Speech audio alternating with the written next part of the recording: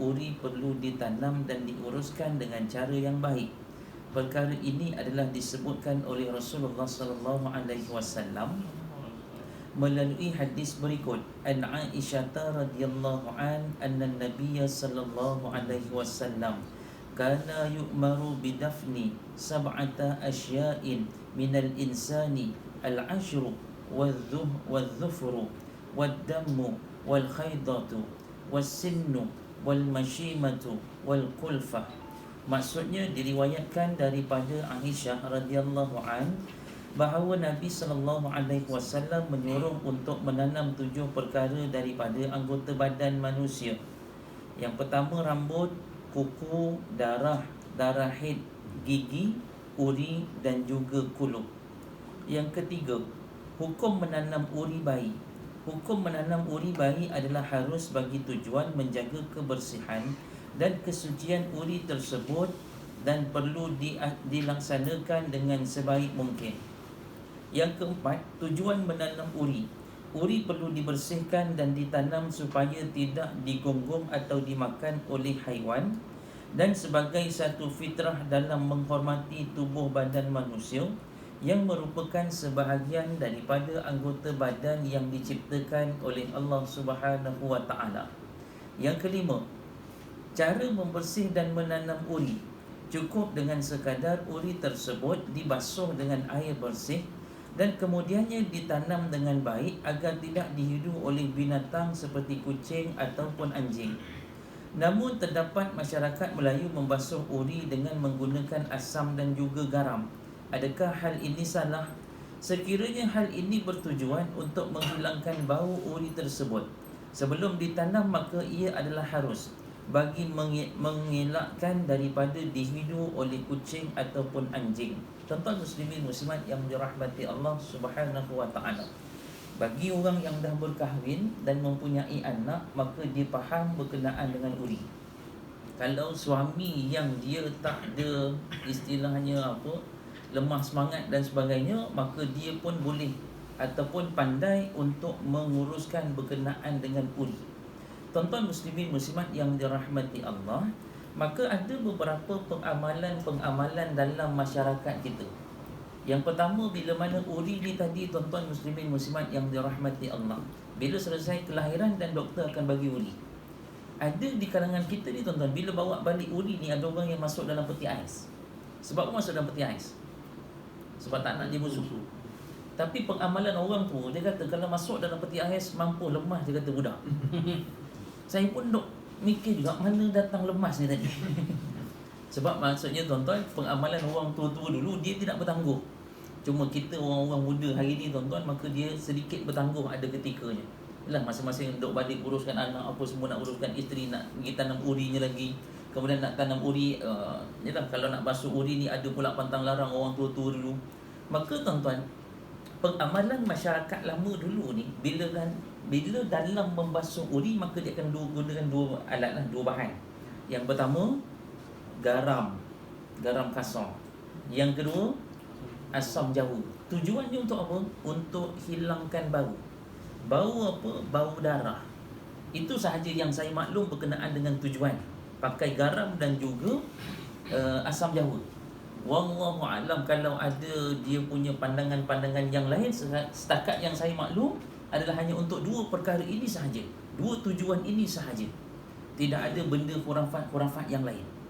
Cuma kadang-kadang orang tua kita sebut juga, bila mana anak senyum, nangis malam-malam, tu dia punya kembar dia datang. Masuk kembar dia datang tu apa dia? Uri tu datang. Ni orang-orang tua lah. Maksudnya tuan-tuan, ini tidak ada berkaitan dengan syariat. Yang cerita tentang syariat, ambil uri, basuh, tanam, selesai. Itu sahaja. Ada juga tuan-tuan, okey, kita baru nak masuk ni. Nanti akan disebutkan, contoh kalau kita tengok nombor 1 sampai nombor 5 ni, cerita tentang asas berkenaan dengan uri sahaja. Sehingga disebutkan bahawa basuh cukup dengan air yang bersih. Tujuannya adalah untuk dibersihkan uri itu tadi, kemudian ditanam. Cuma tuan-tuan, bila mana nak masuk dalam bab menanam uri, dekat sini ada beberapa yang masyarakat kita punya pandangan. Kalau nak suruh anak tu jadi pandai, tanam sekali dengan pensel. Kalau nak suruh anak tu ke depan, maksudnya dia berani ke depan, bercakap ke depan. Tanam dekat depan rumah, jangan tanam dekat belakang rumah. Okey, nanti kita tengok ni tuan-tuan. Maksudnya secara asas itu sahaja. Jadi hukumnya adalah arus. Sebab disebutkan di sini tuan-tuan adalah untuk menjaga kehormatan ataupun kesucian manusia itu sendiri yang telah dicipta oleh Allah Subhanahu Wa Taala. Sebab itu tuan-tuan, kalau kita lihat orang yang kena potong kaki, tak kisah sama ada dia mungkin kemalangan ke ataupun datang penyakit sekian-sekian, maka bila dah potong kaki, kaki tu kena tanam tak? Kena tanam. Kalau tuan-tuan kita pergi ke hospital pun, dekat hospital ni pun, bila mana dia punya ubat-ubat ataupun barang-barang yang dia pakai, dia akan asingkan, betul? Mungkin dia akan ditanam, dia kaedah pelupusan dia tu wallahualam kita tak tahu. Tapi tuan-tuan jangan terkejut kalau pergi dekat negara Arab. Dia dah injek tuan-tuan, cak dia campak sebelah tu je. Tak adanya dimasuk dalam tong kuning apa semua kan. Kalau kat Malaysia kan ada tong kuning dia. Kalau dekat Arab tu tuan-tuan, saya bawa pesakit jemaah datang. Jemaah ni apa, doktor ni macam cek dia injek. Dah habis injek, dia campak je kat tepi tu. Tak ada tong sampah pun. Semua duduk bersepah dekat bawah tu. Jangan terkejutlah dengan pengamalan mereka ni. Jadi tuan-tuan, cuba kita nak cerita tentang menjaga kehormatan. Sebab itu dalam bab mengurus jenazah, boleh tak mandikan jenazah dengan air yang terdedah dengan matahari? Maksudnya air musyammas. Boleh tak? Tak boleh juga. Kalau kita ambil wuduk, kita basuh muka dengan air yang panas tadi, kita rasa sakit tak? Sakit, panas. Kalau kita mandikan jenazah, jenazah tu sakit tak? Dia cakap, jangan mandikan air panas, panas lah. Dia mati dah, tak boleh cakap. Tetapi dalam bab ini, Islam menggalakkan menjaga kehormatan pada tubuh badan manusia walaupun ia telah meninggal dunia. Maka termasuklah dalam bab uri. Kita kadang-kadang kalau kita lihat dalam hadis tadi cerita tentang kuku pun kena tanam. Kita biasanya rambut kena tanam kan. Saya pernah satu kita ada jemaah tanya dengan saya. Dia kata, Ustaz, apa hukum kalau tanam rambut dekat pokok-pokok tanaman? Tujuannya apa? Bila mana babi datang sondol, dia nampak rambut, dia lari. Saya pun tak tahu nak jawab macam mana. Cerita tentang rambut betul untuk ditanam. Tetapi untuk perkara-perkara yang lain, kalau atas faktor, maksudnya petua orang-orang lama, selagi mana dia tidak berlanggaran dengan syariat, maka Islam benarkan. Itu dia kisah dia. Sama juga contoh kita lihat macam orang kahwin kan, renjis air mawar lah, renjis apa, beras, dia baling berasnya apa semua. Kemudian kadang dibagi telurnya. Maka hukum duk merenjih-renjih tadi ni, maka dia ada tak dalam pengamalan agama? Sebenarnya tidak ada. Tetapi bila mana selagi mana ia tidak melanggar syariat. Kalau contoh orang baling beras, tujuannya apa tuan-tuan? Dia kata anak ramai satu lagi dia kata apa? Semoga dimurahkan rezeki. Murah rezeki, beras tu jangan buang. Ini dok campak beras, dia buang beras, tak murah juga rezekinya. Cuma simbolik orang lama lah. Dia kata potong kuku jangan malam-malam. Dia adalah sebab-sebab dia. Sebenarnya potong kuku jangan malam-malam tu sebab apa? Dulu tak nampak. Kemudian kalau baring tu, kaki jangan dia angkat ke belakang tu kan. Kalau angkat ke belakang tu, orang tua kata apa, nanti mak mati. Kita pun duk pening, mana pula datang mak mati ni. Cuma orang masyarakat dulu-dulu ni tuan-tuan, dia ada tujuan-tujuan tertentu. Selagi mana dia tidak berlanggaran dengan syariat, maka dia dibenarkan oleh Islam. Allah. Kemudian kita lihat pada perkara yang keenam, menjauhi perkara-perkara khurafat dan juga tahyul. Masih terdapat masyarakat Islam khususnya di Malaysia yang masih mengamalkan kepercayaan karut dan khurafat berkenaan dengan uri dan cara pengurusannya. Antara amalan yang selalu dilakukan adalah yang pertama, menanam uri bersama pensel, buku agar bayi tersebut menjadi bijak dan pandai. Kalau nak matematik tu tuan-tuan, beli kalkulator saintifik, tanam sekali. Maksudnya pakar kira-kira lah. Kalau nak suruh jadi apa dia, tukang jahit, letak gunting, beli mesin jahit yang kecil tu, tanam sekali. Jadi ini antara perkara-perkara khurafat dia tuan-tuan. Yang kedua, menyalakan unggun api berhampiran tempat uri ditanam kerana bimbang bayi itu akan kesejukan pada waktu malam. Saya pernah nampak tuan-tuan, ada dekat rumah orang, saya bila nampak ni duk, apa benda pula dia nyalakan api malam-malam ni. Kadang-kadang dia hanya letak macam satu lampu likur tu je. Kita pun duk pening, kenapa pula dia letak? Ada pandangan masyarakat tua-tua dulu tuan-tuan, antaranya ni lah. Maksudnya supaya apa dia, bayi tu, anak kita ni tak kesejukan pada waktu malam. Ni satu. Yang kedua ni saya setuju. Dia kata apa? Untuk mengelakkan binatang. Itu je. Maksudnya bila ada api ni binatang tak datang dekat lah. Ini boleh. Tetapi bila mana untuk kata bayi tu tak sejuk pada waktu malam, kalau bayi sejuk kita nak buat apa? Selimut lah. Duk bakar unggun api kat luar tu tak kena boleh pun. Maksudnya tuan-tuan, ini perkara kita tengok kepada logik dan juga pengamalan masyarakat dulu. Yang ketiga, menanam uri bersama duit syirik agar suatu hari nanti anak tersebut akan menjadi kaya raya. Kalau dulu duit syirik, sekarang kena tanam sekali dengan kredit kad. Maksudnya tuan-tuan, ini tak maksudnya sesuatu perkara yang tidak mendatangkan logiknya di situ. Jadi pandangan masyarakat kita dulu tuan-tuan, ada banyak lagi perkara-perkara lain yang masyarakat kita memikirkan begitu. Contoh, bila mana orang yang operation boleh makan telur. Kalau masyarakat kita orang tua-tua kata tak boleh, sebab apa? Nanti nanah dekat tempat luka, betul? Mana dia datang nanah tadi tu? Sebab dia memikirkan telur kuning tu, nanah warna kuning. Tapi kalau jumpa doktor, doktor kata apa? Makan aja lah, bedal aja, kau nak makan apa makan je lah. Ada satu pandangan yang begitu. Ada juga pandangan doktor yang kata tak boleh juga makan telur, terlalu makan tak boleh, makan sikit-sikit tak ada masalah. Maksudnya tuan-tuan, ada pengamalan yang kita lihat nampak sinkronasnya, ada perkara yang sebenarnya jauh dan bertentangan. Yang keempat, meletakkan lilin atau pelita di kawasan uri yang ditanam dengan keyakinan supaya bayi tersebut tidak akan kembung perut dan pada sebelah malam ataupun ketika hujan. Ini pandangan-pandangan yang kita lihat sebagai khurafat dan juga tahyul. Kalau baby kembung perut nak buat apa tuan-tuan? Saya memang itulah jawapan paling tepat. Minyak UI cap di mahu. Maksudnya ada perkara yang kita kena buat lah. Dia jangan dilihat pada perkara yang sedemikian ini. Dan yang kelima, meletakkan paku dan benda-benda tajam bersama uri yang ditanam bagi mengelakkan uri tersebut daripada didekati makhluk halus. Tuan-tuan muslimin muslimat yang dirahmati Allah Subhanahu wa taala. Sebab tu kata pengarang, sebagai seorang muslim nak buat sesuatu maka buat check and balance.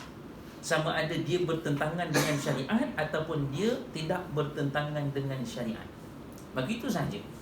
Kalau kita lihat ni sebenarnya banyak lagi yang orang lain buat. Ada seorang jemaah dia tanya, dia kata, Ustaz, kalau tanam uri tu, maksudnya uri kan bila ditanam letak dalam periuk, apa nama dia? Periuk tanah.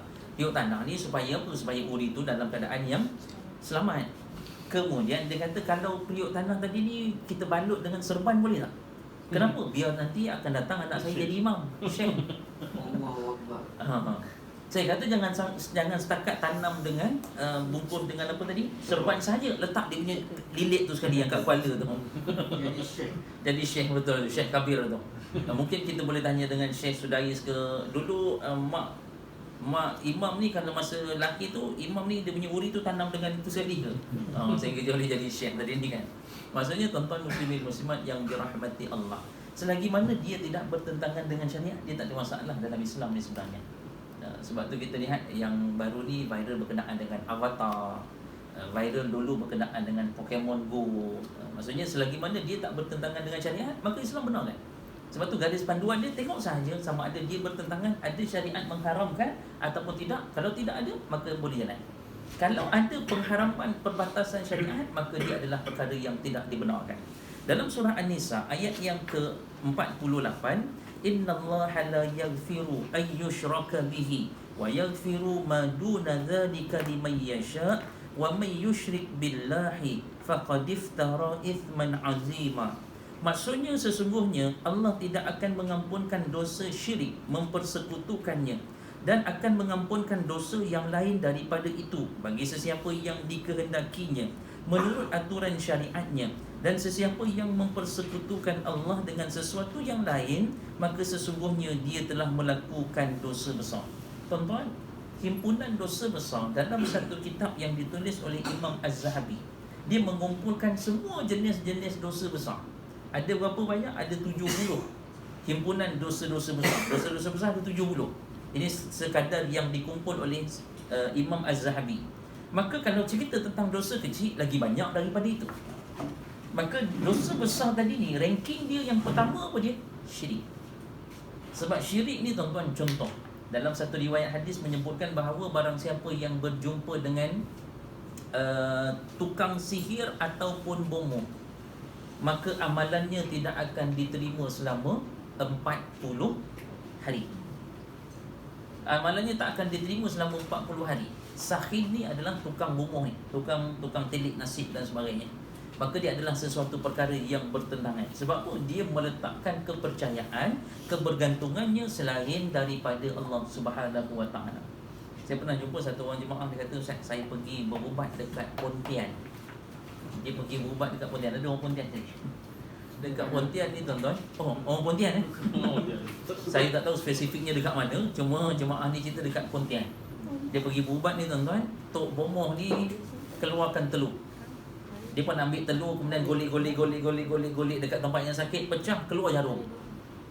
Kemudian dia ambil lagi. Dia kata, "Oh, ni tak cukup satu ni, ada lagi jarum ni." Dia pun golek, pecah, keluar lagi jarum. Dia macam apa? Golek telur, pecah sebiji, keluar. Kemudian ambil yang ketiga, golek, pecah, keluar lagi jarum. 3 biji telur tuan-tuan 150 kena bayar. Namun ceritanya betul ke? Tuan-tuan boleh tengok dekat YouTube. Ada satu orang ni, dia membongkar amalan-amalan khurafat yang dilakukan oleh tok-tok bomoh ni. Saya pun tak ingat siapa nama dia. Tuan-tuan boleh ambil balik rumah, ambil telur, ujung telur tuan-tuan rendam sedikit dengan cuka bahagian ujung ni. Cuka ni sifat dia apa? Tajam, berlembut kan. Jadi kulit telur akan jadi lembut. Tuan-tuan ambil jarum, tuan-tuan cocok dekat kulit telur, dia akan masuk dalam. Kemudian keringkan, ambil lilin, tuan-tuan tutup balik dekat lubang jarum tadi tu. Maka tuan-tuan dah boleh jadi tok bomoh lepas tu. Sebab apa? Semua dah ada jarum kan. Tuan-tuan letaklah 2 ke 3, ambil jarum yang karat-karat sikit. Oh, ni karat ni dah lama jarum ni dalam badan kau. Maka tuan-tuan, ini adalah amalan-amalan khurafat, syirik. Maksudnya meletakkan kebergantungan sesuatu selain daripada Allah Subhanahu Wa Taala. Ini adalah perkara dosa yang tidak akan diampunkan oleh Allah Subhanahu Wa Taala. Sebab tu tuan-tuan, kita perlu berhati-hati dalam bab syirik. Ini satu bab syirik, sebenarnya pecahan dia banyak. Antaranya bila mana kita buat sesuatu amal, tujuan kita nak tunjuk pada orang, maka itu juga syirik. Kita buat sesuatu amal, contoh kita nak buat apa, sedekah. Tangan kanan masuk, tangan kiri selfie. Maksudnya nak tunjuk pada orang. Maka dia adalah sesuatu perbuatan yang juga dilihat sebagai syirik. Dalam satu riwayat hadis Nabi, sehingga Nabi sebut apa dia? Kalaulah kamu bersedekah tadi sebab kamu nak menunjuk pada orang yang kamu lebih baik berbanding dengan orang lain, maka kamu pergi jumpa orang tersebut, minta manfaat daripada dia. Contoh tuan-tuan, kita bila bersedekah, Allah beri kebersihan pada rezeki kita, Allah tambahkan rezeki kita. Maka manfaat itu Allah yang beri kelebihan-kelebihan itu pada kita. Tapi kalau tujuan kita buat untuk tengok pada orang, tunjuk pada orang, maka sehingga Nabi kata apa? Kamu jumpa orang tersebut dan kamu minta manfaat daripadanya. Boleh dapat ke manfaat daripada orang tersebut? Tak dapat. Maka itu bila mana menyebutkan tentang syirik. Justru lakukanlah sesuatu perkara berdasarkan ilmu dan kefahaman yang sebenar, agar kita tidak tergolong dalam golongan orang yang menyekutukan Allah Subhanahu Wa Taala dengan sesuatu. Wallahu a'lam. Selesai dalam bab berkenaan dengan uri. Ada satu kajian tuan-tuan, kalau tuan-tuan tengok pada buku surat yang ke-6 ni, bila dekat uri ni, dekat dia punya tali ni. Dekat tali ni cerita tentang apa? Nak tengok anak ramai tak ramai kan? Jadi yang lelaki bila basuh uri tu tengok tak pada tali ni? Ataupun sendiri yang perempuan tengok aku ni anak ramai ke tak ramai ni? Dia akan tengok pada biji. Macam pelik, tak pernah tengok kot. Jadi dekat tali dia ni, dekat situ ada biji.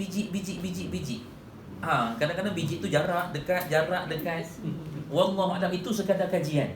Jangan kita percaya betul-betul ni jarak ni dekat ni. Tahun depan aku dapat seorang anak lagi. Tali yang putih tu. Tali yang putih tu. Ya, dekat situ ada biji-biji. Jadi yang pekat dengan yang sudah. Tak pernah tengok kan? Ada yang tak pernah tengok? Tak pernah. InsyaAllah kalau mengandung tahun depan boleh tengok balik lah. Kalau keluar uri tu tadi. Tak sempat tengok. Okey. Itu sekadar kajian lah. Saya dengar juga satu perbahasan yang disampaikan oleh Al-Fadhil Ustaz Auni Muhammad. Dia pun juga menyebutkan ada kajian yang menyebutkan perkara sedemikian itu berkenaan dengan uri ini tadi. Dia hanya sekadar kajian. Maksudnya anak itu tetap kita kembali kepada konsep ta'abbud kita. Maksudnya rezeki daripada Allah. Allah nak rezekikan rezeki. Kalau Allah tak bagi, maka Allah Ta'ala alam. Kita pun tidak boleh menyangka perkara-perkara tersebut. Kita pergi pada muka surat yang ke-10, betul? Ya, Ustaz. Ya. Ada satu soalan. Boleh. Berkenaan dengan uri lah. Ha. Saya anak pertama, saya tanam. Lebih tu saya tak tanam. Lepas tu tak tanam. Hospital dia semua tinggal hospital. Macam mana tu Ustaz? Okey, dia tanam ini hukumnya adalah harus. Kalau tak tanam pun tak apa. Harus ni maksudnya dia berada di tengah-tengah. Maksud berada di tengah-tengah, buat pun tak dapat pahala, tinggal pun tak dapat pahala. Tu harus. Sebab dekat hospital kan saya tak ada. Saya waktu itu dekat mana tak lupa. Lupa dekat mana. Jadi urinya hospital yang uruskan. Ya. Sebab hospital swasta kan. Dia tengok bergantung juga pada doktor dan juga hospital. Sampai-sampai saya tanya yang nurse dekat situ, uri anak saya mana? Hospital dah uruskan. Hospital uruskan selesai lah. Dia cakap macam itu. Cuma dia tanam ke dia apa ke, wallahu a'lam. Tak tahulah dia tanam ke tak tanam. Boleh. Boleh. Mungkin dia masuk dalam. Maksudnya mungkin dia cara dia lupuskan barang-barang ataupun apa bahan-bahan daripada hospital. Wallahu a'lam. Saya pun tak tahu kaedah dia lupuskan macam mana. Dia jual. Jual? Kosmetik tak? Oh, Singapura jual? Singapura juga. Dia ekspor. Oh, Dia tu dia buat tu. untuk kosmetik. Wajib pakai kat Sebab kalau disebutkan tadi ni tak boleh diperdagangkan. Itu masalahnya takut. Kalau swasta takut dia jual. Kalau swasta tu kena cek balik lah. Kalau macam saya anak pertama, kedua, ketiga di hospital Penawar, dia bagi. Dia memang bagi. Yang keempat pun di HSI pun diberi juga. Rasanya kalau Malaysia, insyaAllah. Kalau Malaysia bagi kot. Sebab yang Tuan masa tu dekat mana? Kat Malaysia ke ataupun kat Malaysia? Oh, Malaysia lah. dekat SJMC. Subang Jaya. Oh, Subang Jaya. SJMC dengan hospital. Tak tahu lah. Private tak tahu. Tapi Ah. kalau kerajaan, Kalau insyaAllah. kerajaan dia bagi lah. Dekat Mawar Medical Center. Tapi dia tidak mendatangkan apa keuzuran pun kalau kita tak tanam dan sebagainya. Cuma Lepas disebutkan tanggungjawab kita lah. lepas tanggungjawab kita. Cuma disebutkan tujuan tanam tadi adalah memberi penghormatan pada organ yang Allah ciptakan pada manusia. Wallahu a'lam. Okay, kita muka surat yang ke-10 kan? Okay. Hukum daging akikah. Daging binatang yang disembelih untuk akikah adalah sunat dibuat jamuan untuk juadah orang-orang miskin, ahli keluarga, jiran tetangga dan saudara mara terdekat. Jadi tuan-tuan, tujuan akikah ni memang tujuannya adalah untuk meraihkan ataupun mensyukuri atas kelahiran. Jadi tuan-tuan, dia konsepnya begini. Cuma orang kita kadang-kadang dia takut nak buat akikah atas faktor apa? Bukan faktor apa nama dia? Dia faktor melihat orang masyarakat kita ni, dia takut buat akikah atas faktor melihat pada uruf sekarang. Uruf sekarang kalau tuan-tuan tengok orang buat akikah macam mana? Macam majlis kahwin tu. Macam majlis kahwin, kemah kadang-kadang lebih banyak daripada majlis kahwin tu. Akikah. Maksudnya tuan-tuan, akikah tak perlu begitu. Sama juga dalam konsep majlis kahwin, ikut pada kemampuan masing-masing. Tetapi konsep akikah apa dia? Untuk tujuan rasa syukur, dan kita nak bagi tahu juga pada jiran tetangga, sanak saudara kita tentang kelahiran anak yang baru ini tadi. Itu sahaja. Kemudian disunatkan daging akikah tadi dimasak untuk dijamu. Dia bukan bagi mentah. Kalau bagi mentah ni apa dia? Korban. Tapi kalau akikah ni adalah tujuannya untuk dimasak. Dia berbeza sedikit sahaja di antara akikah dan juga korban. Kemudian amalan mencukur rambut. Anjuran mencukur rambut bayi sempena majlis akikah ini mengandungi hikmah khususnya dari segi kesihatan. Menurut Ibnu Qayyim, amalan ini akan meningkatkan tahap kesihatan anak tadi, membuka selaput kepala dan mempertajamkan daya penglihatan, pendengaran dan deria hidup. Ini tujuan, maksudnya hikmah di sebalik rambut yang dicukur tadi ni. Okay. Kadang-kadang cuma orang kita ni ada juga yang tak nak cukur.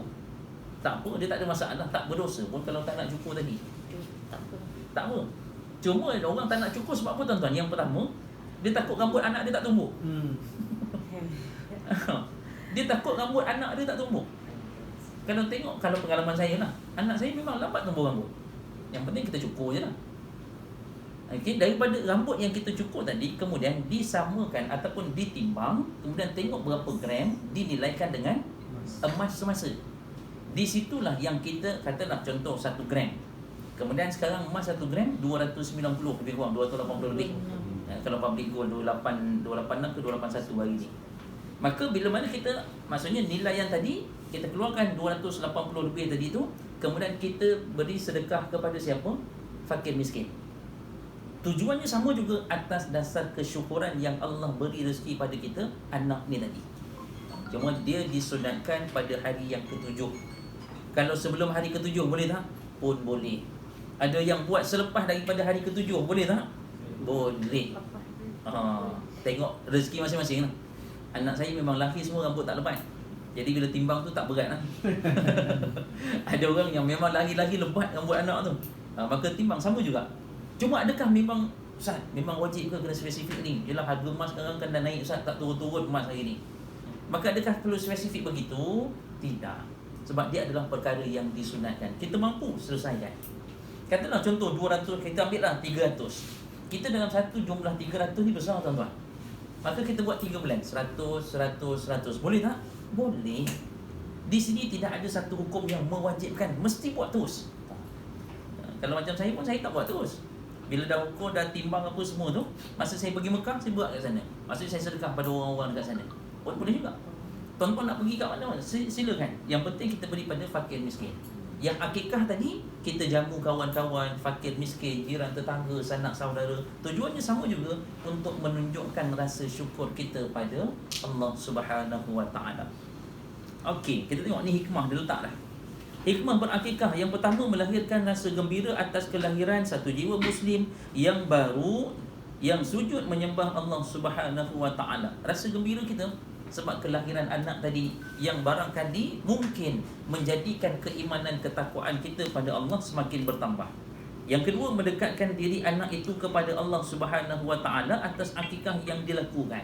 Sebab tu dalam bab nama yang hari pertama pun kita mula masa tu, kita cerita bab berkenaan dengan nama. Maksudnya nama pun adalah nama yang baik. Kemudian kita buat sesuatu atas anak tadi pun adalah untuk mendekatkan diri anak tu pada Allah Subhanahu Wa Taala. Yang ketiga, mengukuhkan tali persaudaraan sesama Muslim apabila majlis akikah tersebut dihadiri oleh kaum keluarga, saudara mara dan jiran tetangga. Maka bila kita buat majlis kecil-kecil pun tak apa tuan-tuan. Yang penting maksudnya tujuan itu lah yang penting. Dia tak perlu macam saya sebut tadi, ada orang yang sampai buat apa tu, jangan tengok macam dalam TV tuan-tuan. Dalam TV kan macam-macam, apa majlis pelenggang lah, tentang majlis apa lagi saya pun tak tahu lah. Yang duk gantung-gantung buai ni, mula-mula letak buai satu, kemudian pindah ke buai ni apa? Berendui. Tu ni nak sebut tadi tu. Dalam proses berendui, tuan-tuan nak buat silakan selagi mana dia tidak bertentangan. Tapi sekiranya kita lihat pada kemampuan kita. Jangan akhirnya kita kata, aku kalau buat macam ni nanti orang cakap apa pula. Bila orang cakap gini, duk fikir tentang orang cakap, akhirnya kita buat tak? Akhirnya kadang-kadang kita langsung tak buat. Bila tak buat, maksudnya tuan-tuan, kita tak dapat manfaat ataupun kita tak dapat hikmah-hikmah yang disebutkan di sini. Tujuannya mendekatkan diri pada Allah, berterima kasih pada Allah, bersyukur pada Allah, mengukuhkan tali persaudaraan itu tadi. Dan yang keempat, sebagai tebusan anak tersebut dapat memberikan syafaat kepada ibu bapa ni. Tuan-tuan, seorang anak ni banyak boleh bagi manfaat pada mak ayah. Sehingga kalau tuan-tuan ingat dalam kisah dalam surah Kahfi, bila mana Nabi Allah Musa alaihi salam dengan Nabi Allah Khidir alaihi salam, sehingga disebutkan bahawa sampai dekat satu tempat, satu kampung ni, Nabi Khidir bunuh anak kecil ni. Dia kisah dia panjang. Bila Nabi Khidir bunuh anak kecil ni tadi, maka Nabi Allah Musa tanya balik, kenapa kau bunuh anak ni? Fala gulam, maksudnya budak-budak tadi ni. Kemudian Nabi Khidir kata apa dia? Sesungguhnya anak ni bila dia besar nanti, dia akan merosakkan agama mak ayah dia. Maksudnya tuan-tuan, cerita tentang anak kalau kita didik dengan betul, maksudnya dia akan memberi banyak manfaat pada kita, banyak syafaat pada kita. Sebab tu kalau kita lihat dalam hadis yang lain, maksudnya dia begitu. Bila mana anak ni dididik dengan betul, banyaklah manfaat. Kalau anak ni tak dididik dengan betul, maka tidak ada manfaat. Sebab itu dalam hadis menyebutkan tentang waladun soleh yad'u lahu, iaitu anak yang soleh, solehah mendoakan pada mak ayah dia. Maka banyaklah manfaat syafaat yang anak ini beri pada mak ayah dia. Yang kelima, menunjukkan tanda syukur kepada Allah Subhanahu Wa Taala atas kurniaannya. Dan yang keenam, menjauhkan anak tersebut daripada segala bahaya dan juga bencana. Maka ini antara hikmah yang kita sebut dalam bab berakikah. Cuma saya pernah tanya dengan apa nama dia ni, penternak kambing ni tuan-tuan pun, kambing tadi ni ada grade masing-masing. Maksudnya dia ada jenis masing-masing. Tuan-tuan nak ambil kambing yang besar sikit, nak ambil kambing yang kecil sikit, dia tak ada sebut pun kalau akikah ni mesti kambing yang besar. Tak. Semuanya akan kembali bergantung pada siapa, kemampuan kita. Maksudnya rezeki kita. Ada orang yang bila tahu isteri dia mengandung je tuan-tuan, dia siap-siap dah buat saving. Sebab katalah tahu bulan pertama ataupun 2 minggu pertama tu isteri mengandung, jadi dia kata mengandung sekian-sekian, maka dia ada masa 9 bulan. Maka 9 bulan ni lah yang digunakan masa untuk menabung. Katalah sebulan 100, 9 bulan dah 900. Selesailah daripada segi bil hospitalnya, daripada segi akikahnya. Mungkin isterinya pun duk menyimpan juga 900. Maksudnya suami isteri duk menyimpan tadi ni perancangan mereka. Isteri mungkin beli pakaian-pakaian anak, baju anak sekian-sekian dan sebagainya. Maksudnya dia kembali kepada perancangan keuangan masing-masing. Wallahu a'lam. Kemudian tuan-tuan muslimin muslimat yang dirahmati Allah, sembelihkan binatang itu atas nama anak yang dilahirkan dan ucaplah dengan nama Allah, ya Allah, bagimu dan kepadamu ku persembahkan akikah si fulan atau si fulanah. Ini hadis riwayat Al-Baihaqi. Dalam bab berkhitan, khitan atau berkhatan dalam istilah Melayu bermakna memotong kuluk yang menutupi kepala zakar bagi lelaki dan memotong sedikit hujung kelentik klitoris bagi perempuan. Terdapat hadis yang diriwayatkan oleh Abu Hurairah radhiyallahu an daripada Nabi sallallahu alaihi wasallam, sabdanya, al-fitratu khamsun aw khamsun minal fitrati al-khitanu wal istihdadu wa natful ibti wa taklimul atfari wa qassus syaribi. Maksudnya fitrah itu 5 perkara atau 5 perkara termasuk daripada fitrah. Khatan, mencukur bulu kemaluan lelaki ataupun perempuan, mencabut bulu ketiak, memotong kuku dan menggunting misai. Tuan-tuan muslimin muslimat yang dirahmati Allah, khatan dengan khitan ni, maksudnya kalau khitan ni perempuan, kalau khatan ni, ini yang biasa masyarakat kita punya fahaman lah. Sebenarnya dia adalah istilah yang sama. Cuma masyarakat kita punya fahaman kalau khitan ni bagi bayi perempuan, kalau khatan ni bagi lelaki. Maka bila mana ceritanya ada riwayat menyebutkan tentang 5 fitrah yang patut ada pada diri seorang manusia, antaranya adalah dalam proses berkhatan ataupun berkhitan tadi.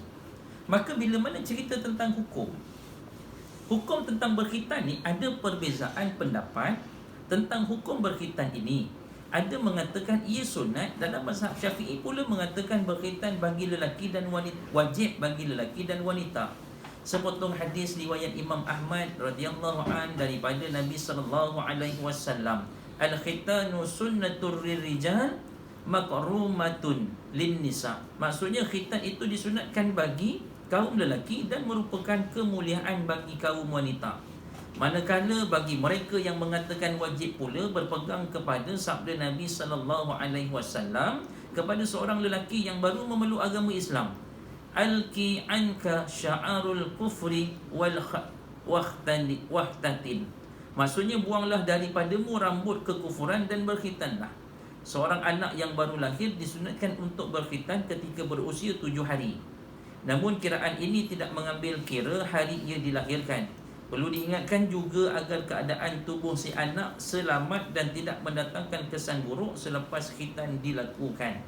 Jika khitan dilewatkan, para ulama menggalakkan khitan itu dilakukan ketika anak berusia 7 tahun. Hal ini kerana pada waktu itu mereka diperintahkan dan dilatih untuk mengerjakan solat serta perlu berada dalam keadaan suci daripada najis. Tuan-tuan muslimin muslimat yang dirahmati Allah Subhanahu wa taala, ni untuk lelaki dan juga perempuan.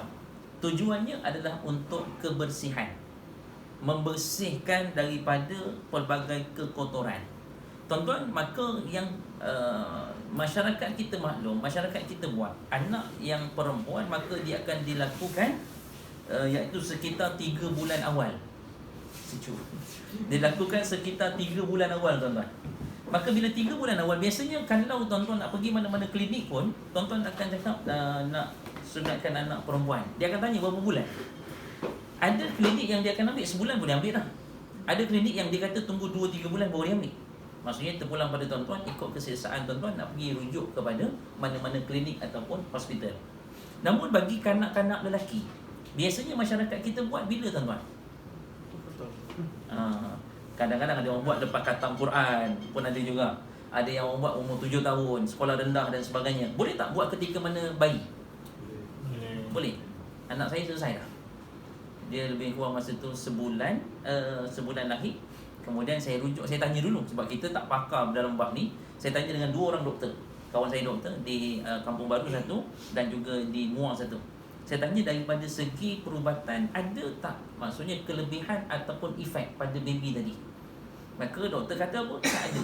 Sama sahaja kalau anak lelaki ini disunatkan ketika mana sekolah rendah dengan ketika mana dia baru dilahirkan. Cuma perbezaannya satu je. Assalamualaikum. Perbezaan hanya satu. Apa dia? Doktor kata kalau buat masa bayi, anak ni tak tahu apa-apa. Jadi dia tidak ada fobia tentang jarum. Dia tak adalah orang datang nak duk menyakat. Dan kalau dulu kat kampung-kampung kan, dia dengar budak nak sunat je, siap kau. Dia punya cerita tu, dia punya gembang berbual tu kan, sampai budak tu lari tak jadi nak sunat dah. Maksudnya dia akan kurang sikit efeknya pada ketika itu. Daripada segi perubatan, daripada segi sunnahnya pun disebut adalah perkara yang sama sahaja. Yang penting adalah tujuannya adalah untuk menjaga kebersihan tadi. Cuma bila mana disebut tadi ni, kalau kanak-kanak lelaki tadi, kalau maksudnya tak buat ketika mana kecil, at least dia dilakukan khatam tadi ketika mana usianya 7 tahun. Kalau tak dapat buat 7 tahun, dia dah 7 tahun, budak darjah 1, dia masih lagi boleh fikir. Maksudnya dia kalau dia tak nak. Sebab kita pun boleh bayang kadang-kadang budak yang umur 7 tahun ni macam mana dia punya keadaan dia. Mungkin kita kadang-kadang biasanya masyarakat kita buat sebelum darjah 6. Kalau darjah 6 tu rasa macam dah lewat sangat dah tu. Kemudian maksudnya tujuannya adalah perkara yang sama untuk khitan ini tadi. Wallahu a'lam. Kalau ada persoalan. Ustaz, apa hukum cukur kening? Tujuan nak cukur kening tu untuk apa? Cukur kening bagi siapa? Biasanya kita bukan. Tujuannya. Cukur dekat ada orang cukur. Perempuan. Oh, perempuan. Kening lompat dia, lompat sangat. Tak ni betul tak tahu. Tak dia tanya kan ada orang cakap dosa. Boleh tapi Tapi nak tinggi sikit lah. Dia begini, daripada segi hadis Nabi ada menyebutkan tentang bab cukur kening. Cuma kita lihat begini, bila orang yang cukur kening, ini kita tak sebut semua lah. Ada kalangan yang dia cukur habis ni, kemudian dia akan lukis. Betul? Sebenarnya dia nak ke tak nak kening? Persoalan sebenarnya dia nak ke tak nak? Dah cukur-cukur lah, tak payahlah lukis lagi. Cuma daripada satu sudut, kita perlu lihat tujuan dia. Kalau tujuan dia untuk mengubah pada sifat sesuatu yang Allah ciptakan, maka dia sebenarnya adalah perkara yang diharamkan. Tetapi sekiranya tujuan dia adalah untuk saya rasa kalau tujuan yang kedua ni, kalau dah dia kata untuk ditunjukkan depan suami dia, maksudnya kalau kita faham, dia tak perlu cukur pun. Dia hanya perlu pakai jelak saja. Bagi perempuan boleh tak pakai jelak? Dia nak sapu kening ni, kalau kening katalah dia nak tajamkan ujung, kemudian dia nak buat lentik bulat ni pun terpulang lah. Kalau maksudnya memang jenis suami dia suka jenis kening yang macam tu, dan sampai ujung ni jangan tajam, kena pusing dulu gulung ujung ni, maka buatlah. Sebab itu kita perlu lihat pada tujuannya. Kalau dia mengubah hukum, sama juga kalau contoh kita tengok, kadang-kadang tengok dekat ni kan, TV iklan apa ni yang cabut bulu kaki tu kan. Kalau yang perempuan tujuannya apa? Supaya nanti kalau dia pakai skirt, orang nampaklah kaki dia bersih. Ini haram. Satu, haram memang dia menunjuk pada orang. Yang kedua, haramnya pula sebab apa? Dan memang buka aurat. Tapi kalau memang jenis dia nak tunjuk pada suami dia, memang kat rumah, terpulanglah kat rumah tu nak jenis pakai baju apa, pakai lah. Biasa orang sebut perempuan selalu pakai baju kelawar tu kan. Yang jalan tadi yang tegang di tangan gitu. Maksudnya kalau macam tu untuk suami tak ada masalah. Sebab tu kena lihat pada tujuan asal dulu. Tapi memang kalau mana dia cukur tadi ini dan memang ada riwayat mengatakan sebenarnya mengatakan haram. Bila mana tujuannya memang untuk tujuan mengubah kecantikan dan sebagainya. Tapi memang tujuan dekat rumah untuk dia berhias untuk suami, maka dia adalah perkara yang dibenarkan dalam Islam. Wallahu a'lam. Ada soalan lain? Soalan ada tak? Tapi soalan tajuk Ewan depan ni lah. Tapi Oh, tajuk depan ni. semata kan. Tentang ni Ustaz, apa ni, solat kan pakai mask. Okey. Kadang-kadang tentang COVID kan kena pakai mask kan. Tapi kalau ikutkan syarat sah solat ada yang organ yang kena dejak pada rantai berapa tangan, hidung, dahi kan. Macam mana pula Ustaz kalau orang pakai mask tu ni? Okey. Apa saranan yang terbaik ni pada Bila berkenaan dengan solat pakai mask. Contoh kita solat kalau kita pakai mask macam ni. Dia kena tolak sampai ke hidung sini. Barulah sempurna mask dia kan. Bila dalam bab solat kesempurnaan anggota sujud. Maksudnya anggota ketika mana bab lain dia masih lagi kita lihat tidak ada kemudaratan pada solat tadi. Tetapi ceritanya bila mana dalam bab sujud. Dalam bab sujud ada 7 anggota yang perlu kita perkemaskan dalam bab sujud. Yang pertama apa dia? Dahi. Walaupun dalam hadis ni Nabi sebut dahi, dalam hadis ini menceritakan Nabi mengisyaratkan tangan daripada atas dan Nabi tarik sampai ke bawah. Maksudnya dahi dan juga hidung. Maksudnya untuk menjaga kesempurnaan anggota sujud. Kalau kita tak jejak hidung, sah tak solat kita? Kurang sempurna. Dia solat tetap sah. Cuma dia tidak menjaga tahap kesempurnaan. Sebab tu biasanya kalau saya jadi imam, saya akan sebut. Maksudnya tuan-tuan kalau pakai mask masa solat, tariklah dulu ke bawah. Habis solat terus tutup balik ke atas. Sebab apa? Untuk kesempurnaan. Kita tahu solat kita ni tak cukup sempurna. Walaupun kita buat semua ikut lengkap dah, tapi mesti ada terkucing juga. Tengah angkat Allahu Akbar, mana pula duit tadi ni? Duk ingat pasal duit pula. Maksudnya kita dalam keadaan ketidaksempurnaan tadi. Maka mana yang boleh kita kawal, mana yang boleh kita jaga, maka laksanakan. Bila dah tanya bab solat, ramai yang lelaki jangan pakai baju pendek ni. Bila dia sujud, kadang-kadang bukan sujud, rukuk nampak dah belakang. Sah tak solat? Batal. Okey, saya melukis sikit Ini badan kan? Katalah ni pusat kan? Okey. Ini kita punya pinggang. Maksudnya bila mana pusat ni, ini aurat. Pusat bukan dekat sini je kita kena tutup. Yang bahagian belakang ni, katalah pusat kat sini belakang ni, ini pun kena tutup. Kadang-kadang yang solat lepas tu nampak pula tulis krokodil. Contoh. Maka ini kena jaga tuan-tuan dalam bab solat. Habis tu Ustaz boleh tak kalau dia rukuk, bila rukuk Allahu Akbar, pegang belakang, boleh tak? Boleh, tapi seberapa lama nak kena pegang? Sebab itu sebelum solat maka pastikan siap-siap kesempurnaan menutup aurat. Wallahu a'lam.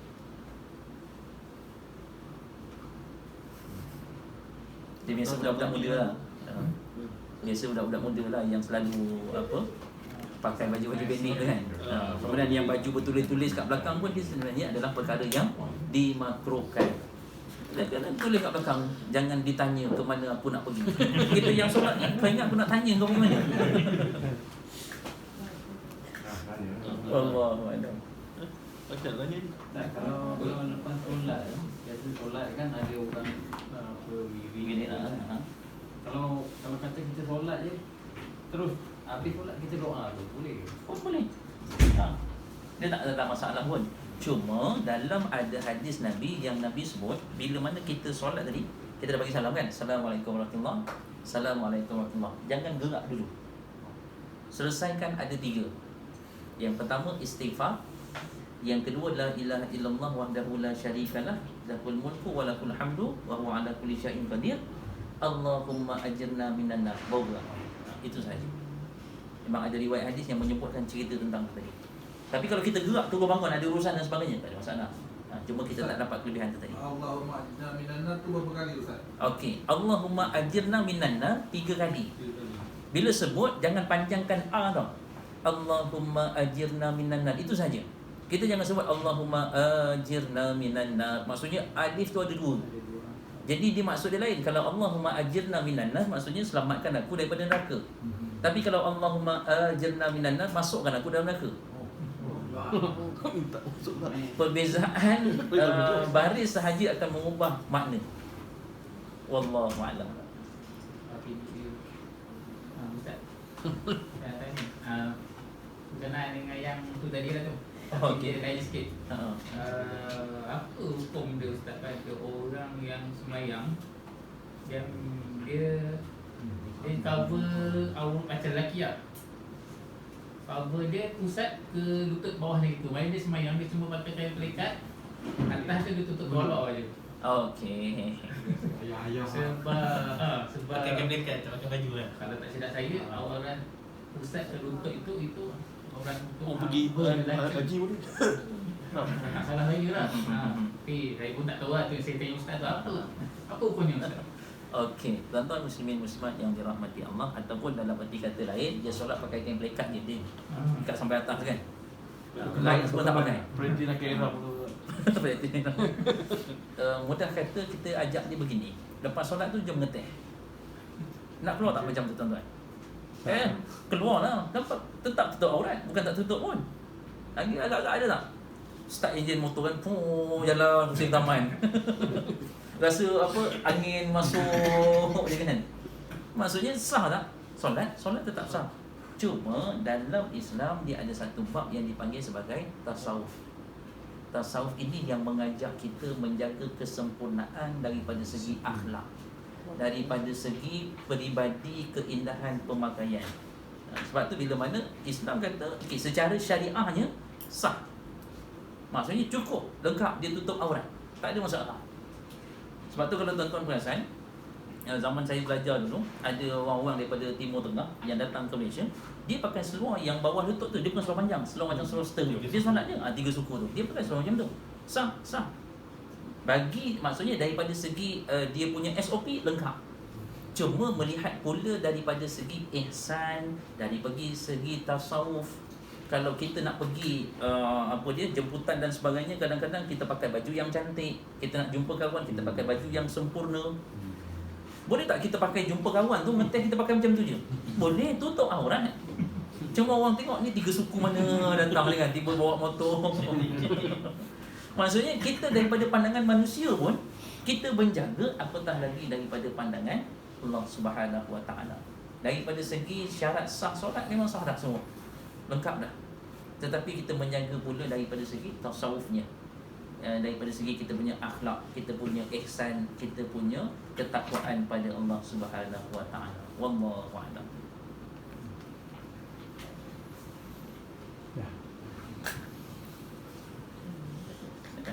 Okay, jadi alhamdulillah, mudah-mudahan apa yang kita kongsikan pada hari ini ada manfaat, perkara-perkara yang boleh kita ambil dan insya-Allah digunakan dalam kehidupan seharian. Assalamualaikum warahmatullahi wabarakatuh.